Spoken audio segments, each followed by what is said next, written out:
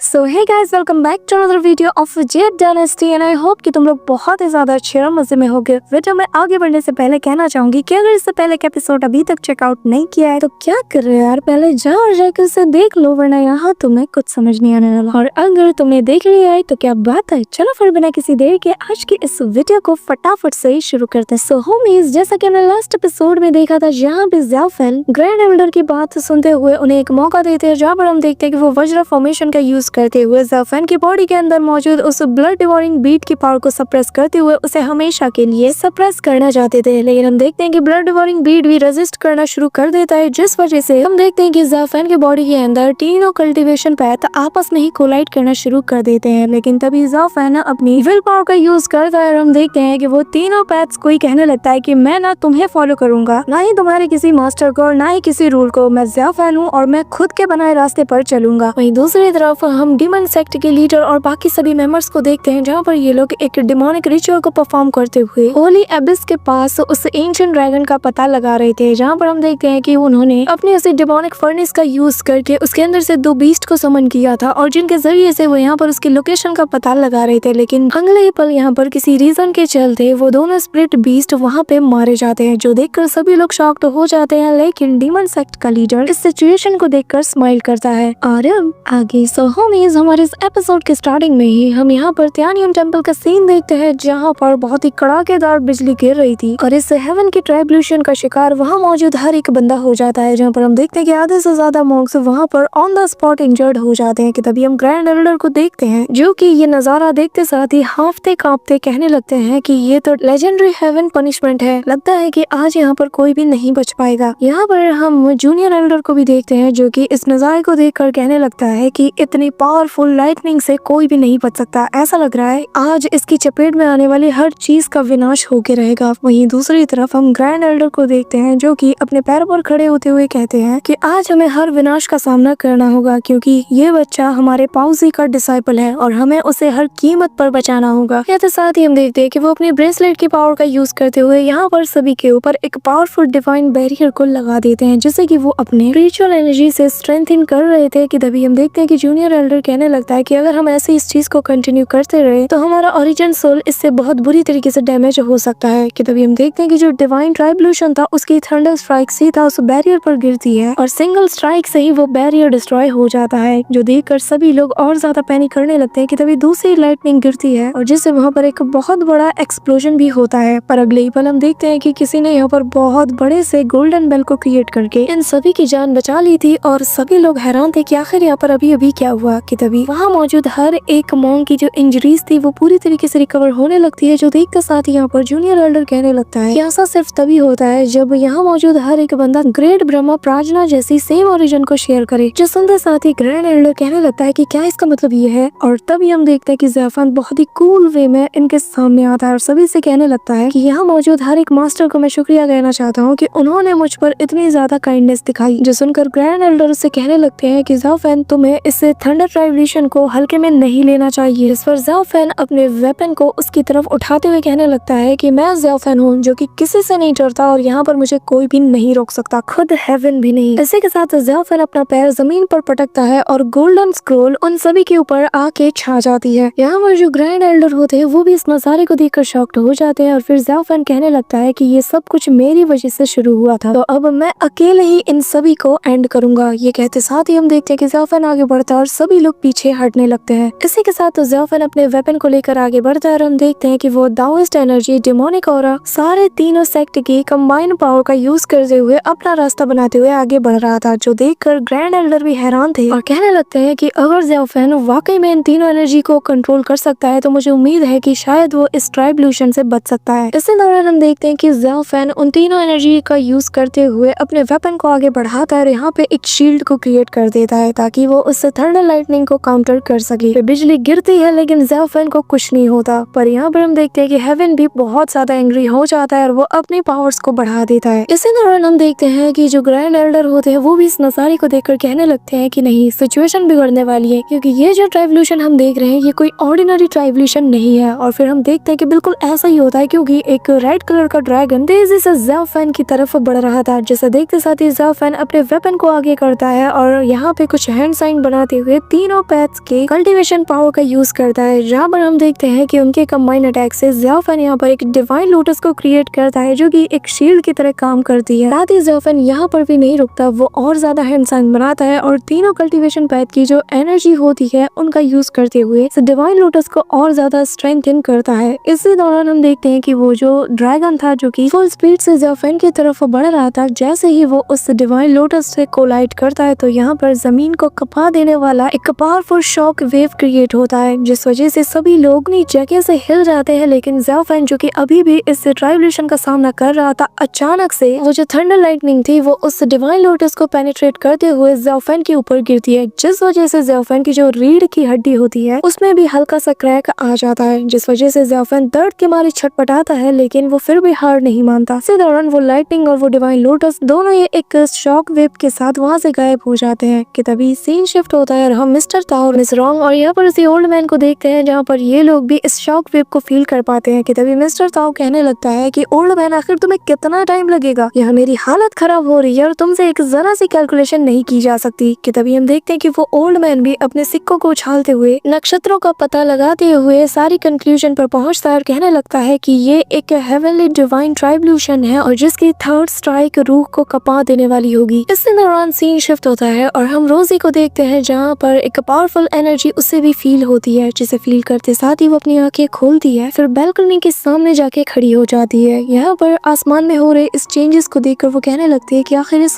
आसमान में ये ऐसी हलचल क्यों हो रही है, आखिर क्यों हेवनली टोन टेक्निक इतनी ज्यादा रैम्पेज पे है, आखिर वो अचानक से आउट ऑफ कंट्रोल कैसे हो गया। इस दौरान हम देखते हैं कि आसमान में लाल कलर की बिजली कड़कने लगती है कि तभी हम उसी एंशिएंट कैंडल ड्रैगन को देखते हैं, जहाँ पर उसकी ये बड़ी बड़ी आंखें होती हैं कि किसी को भी आंखों से वो खा सकता है और सभी लोग उसके मैसिव से अपीयरेंस को देखकर पूरी तरीके से शॉक्ड हो जाते हैं, सिवाय डेमोनिक सेक्ट के लीडर के, और बाकी सब लोग उसके अपीयरेंस को देखकर कहने लगते हैं कि अच्छा तो यही है वो एंशिएंट कैंडल ड्रैगन जिसका हम इतने टाइम से इंतजार कर रहे थे। इस दौरान हम देखते हैं कि इस कैंडल ड्रैगन को देखकर जो सेक्ट लीडर होता है वो कहने लगता है कि हम इस ग्रैंड फॉर्मेशन को यहाँ पर योजी और दाउस मास्टर के ऊपर छोड़कर चले जाएंगे। यहाँ पर हम देखते हैं कि सभी लोग एक एक करके डीमन सेक्ट के लीडर को फॉलो करते हैं। वही दूसरी तरफ हम फॉर्मर ड्रैगन पीक के लीडर को देखते हैं, जो कि कहने लगता है कि अगर मुझे इस ब्लडी फॉर्मेशन के सीक्रेट का पता लगाना है तो मुझे सबसे पहले डीमन सेक्ट के लीडर का जो भरोसा है उसे जीतना होगा, जिसके बाद मुझे फ्यूचर में चांसेस मिल जाएंगे कि मैं इसके सीक्रेट्स का पता लगा लूंगा। इसी के साथ हम देखते हैं कि लेडी रुई के साथ साथ बाकी जितने भी यहाँ पर मास्टर थे वो सभी लोग उस ब्लडी फॉर्मेशन के अंदर मौजूद